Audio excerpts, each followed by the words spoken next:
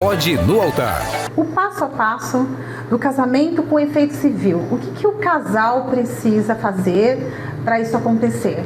Né? Sim, o casamento para efeito civil fora do cartório. Isso. A gente já falou quem pode fazer. Quem pode fazer é o juiz de paz ou um celebrante que seja um ministro, uma autoridade religiosa. Pode ser um padre, um pastor, ou como no meu caso, eu sou um ministro religioso e de acordo com a lei de 1950 eu posso realizar o casamento para efeito civil. Como funciona? Primeiro passo. Quando faltam de 3 até 1 mês antes do casamento, o casal deve se dirigir ao cartório da sua localidade. Não importa que ele vá casar em São Sebastião, Caraguatatuba. Eu moro em São Paulo, eu tenho que pedir aí em Caraguatatuba? Não.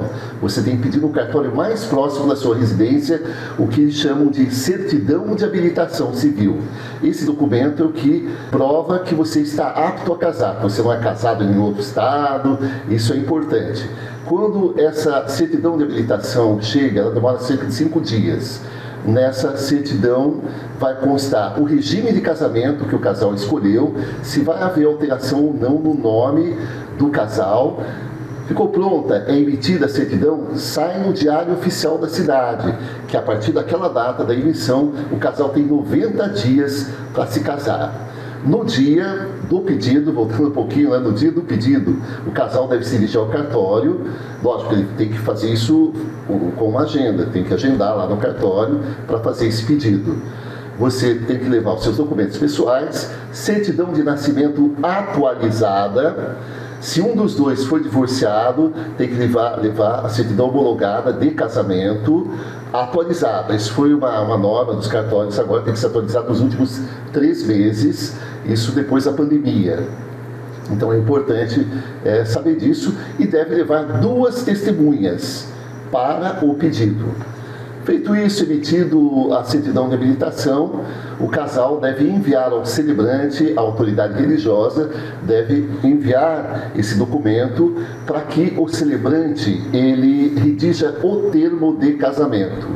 O termo de casamento nada mais é do que a ata constando o local em que aconteceu o casamento, a hora que aconteceu o casamento, e ali vão constar dados que estão nessa certidão de habilitação civil.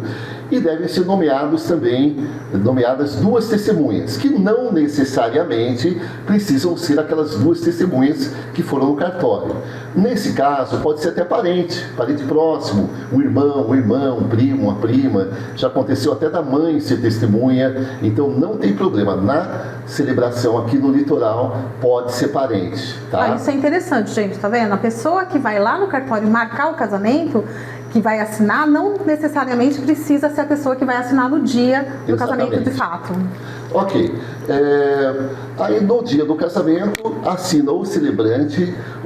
Essa assinatura depois tem que ter um reconhecimento de firma, tá?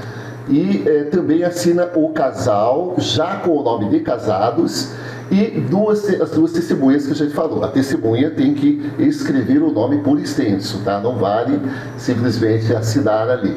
Escreve por extenso o nome. Com esse documento, com esse termo em mãos, o casal tem 90 dias para um dos dois, aí não precisa ser os dois, um dos dois retornar ao cartório onde foi feito o pedido da certidão e fazer simplesmente a troca pela certidão de casamento. Importante, Carlinhos, a testemunha tem que ser maior de 18 anos, né? Tem que ser maior. Tá? Então, aí, depois disso, é registrado o casamento, constando a data que foi feito aqui no litoral, foi feito na praia, né? Enfim, onde foi feito. A lei que respalda isso, até vou trazer um trecho da lei, é a Lei 1110, de 23 de maio de 1950, que diz o seguinte: o casamento religioso equivalerá ao civil se observadas as prescrições dessa lei. Aí artigo 2º, que fala da habilitação prévia, sobre o que a gente falou, né, da certidão de habilitação. Terminada a habilitação para o casamento perante o oficial de registro civil, ou seja, já houve aquele processo do casal, o casal fez o pedido, ele fez perante o oficial de registro civil. É facultado aos nubentes, ou seja, de escolha dos nubentes, para se casarem perante a autoridade civil ou ministro religioso requerer a certidão de que estão habilitados na forma da lei civil, deixando-a obrigatoriamente em poder da autoridade celebrante para ser arquivada. Aqui a lei deixa claro que é da escolha deles entregar essa certidão de habilitação para o ministro religioso. Entendi. Aí o terceiro, dentro de 3 meses imediatos à entrega da certidão, a que se refere ao artigo anterior, o celebrante do casamento religioso ou qualquer interessado poderá requerer a sua inscrição no registro público. É aquela parte que eu falei, o casal tem 90 dias para retornar ao cartório, depois que aconteceu o casamento aqui no litoral, e pedir que se registre. Então, vocês podem casar e viajar, vai para a sua lua de mel, curte, na volta, vai lá no cartório e faz a troca, né? Tem casais que às vezes antes da lua de mel, já vão lá no cartório e fazem no dia seguinte, por exemplo, né? O casamento aconteceu domingo, na segunda eles vão lá, porque tem aquela questão da licença do trabalho, que a CLT precisa comprovar, né, no RH da empresa, para que possa ter lá direito aos seus dias de folga e de lua de mel. E aí, nesse caso, você precisa ir antes, né? Sim, então em relação ao casamento para o efeito civil, é dessa forma que é feito.